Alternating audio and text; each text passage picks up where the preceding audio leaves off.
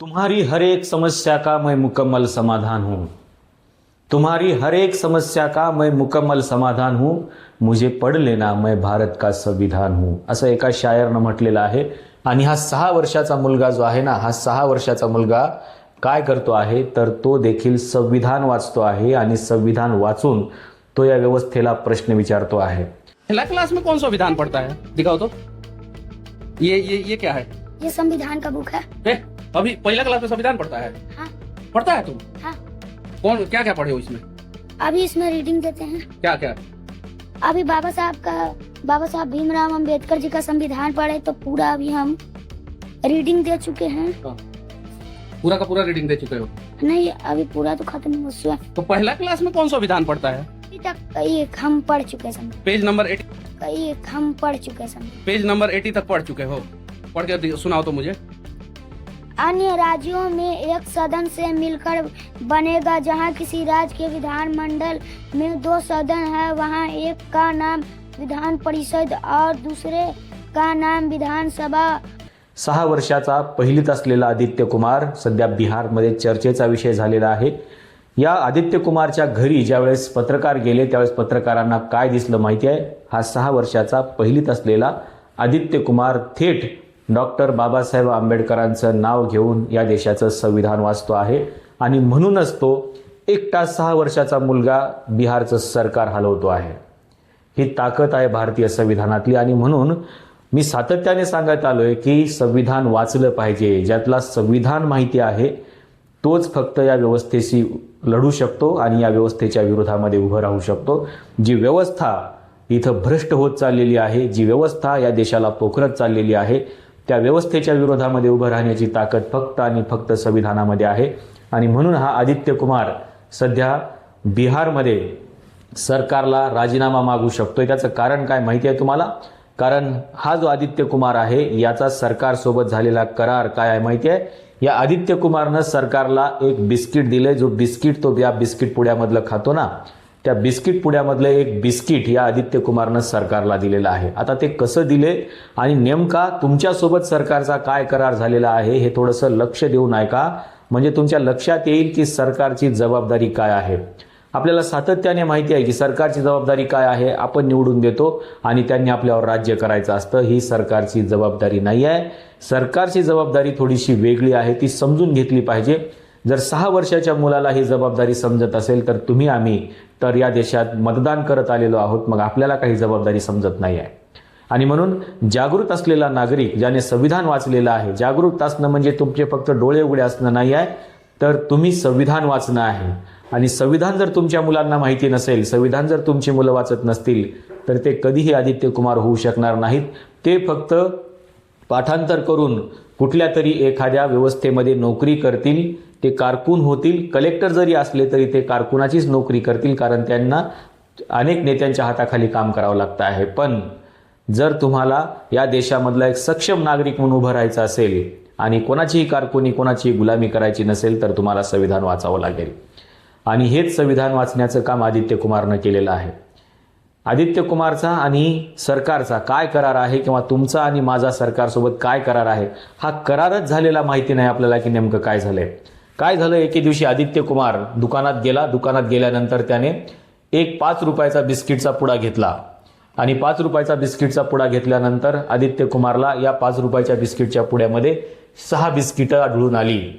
आता 6 बिस्किटं ज्यावेळेस त्याला आढळली त्यावेळेस त्याच्यामध्ये त्याला असं दिसलं की आपण 5 रुपये दिलेत, मग 5 रुपयामध्ये आपल्याला 6 बिस्किट मिळालेत, पण सरकारने सांगितलं की यातलं एक बिस्किट 7वं जे बिस्किट होतं ते आमचं आहे. आदित्य कुमारला प्रश्न पडला की नेमकं सरकारचं बिस्किट कसं आहे.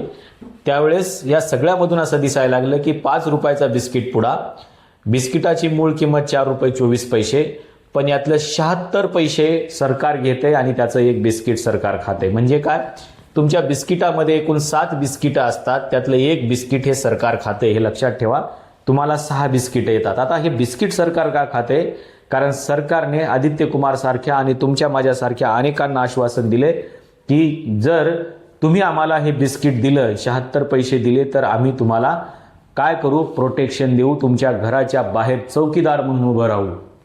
आणि म्हणून आपण या सरकारला प्रत्येक आपल्या एका बिस्किट पुड्यामधले 76 पैसे सरकारला देतो. याचा अर्थ या 76 पैशामध्ये आपलं 7वं बिस्किट आलं असतं आणि आपण 7 बिस्किटं खाल्ले असते.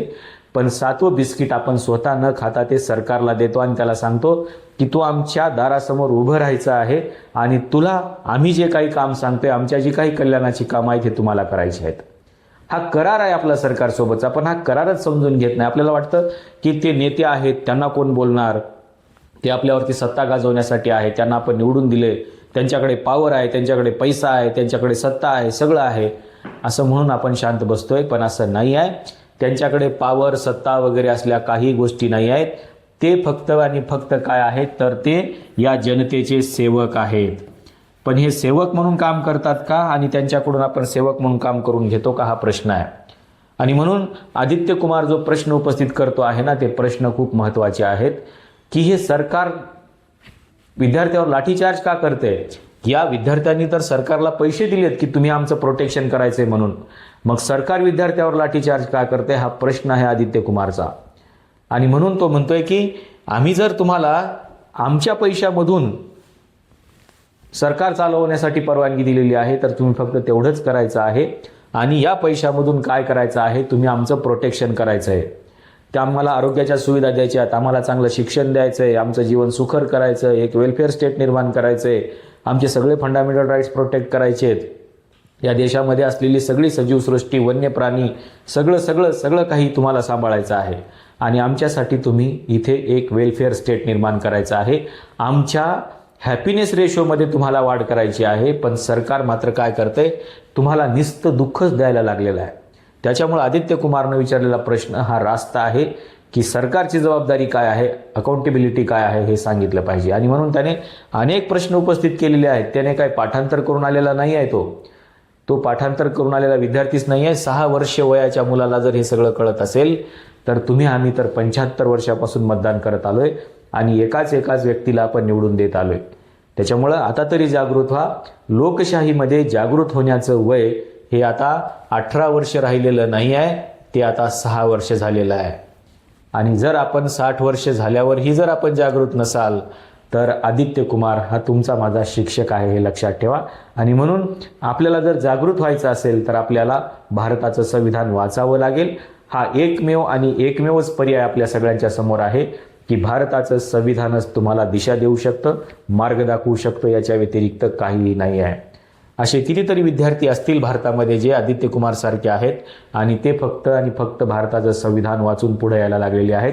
अशा सगळ्या प्रक्रियेमध्ये आम्ही आणि तुमची आणि आमची मुलं मागे राहतील. म्हणून आजच भारतीय संविधानाचं पुस्तक विकत घ्या, खरेदी करा. फ्लिपकार्टला जा, ॲमेझॉनला जा, शेजारच्या दुकानात जा, कुठेही जा, पण भारताचं संविधान घरी आणा आणि आपल्या लेकरांसोबत या भारतीय संविधानाच्या पानावरती चर्चा करा.